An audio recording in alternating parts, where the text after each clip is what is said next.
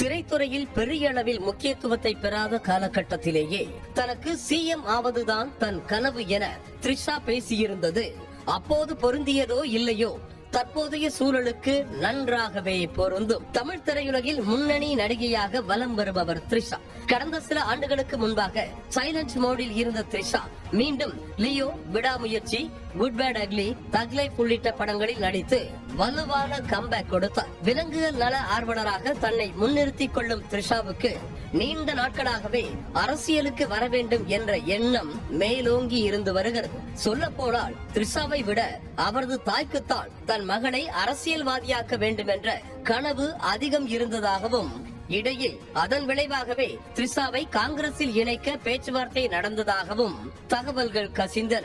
ஆனால் அவை வெறும் யூகங்களாகவே கரைந்து போயின. அரசியலிலும் சரி, திரைத்துறையிலும் சரி, ஜெயலலிதாவை ரோல் மாடலாக வைத்திருக்கும் த்ரிஷா அவரது பாணியிலேயே தனது ஒவ்வொரு நகர்வுகளையும் மேற்கொண்டு வருவதாக சொல்லப்படுவதுண்டு.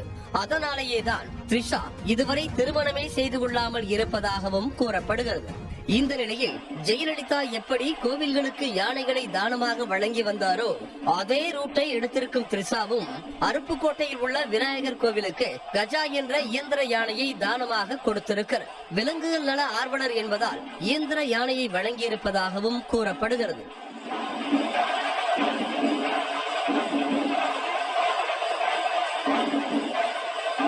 குறிப்பாக விஜயின் பிறந்த நாள் அன்று த்ரிஷா பதிவிடும் புகைப்படங்கள் ஒவ்வொன்றும் இணையத்தில் கடும் பேசுபொருளாகி வருகின்றன.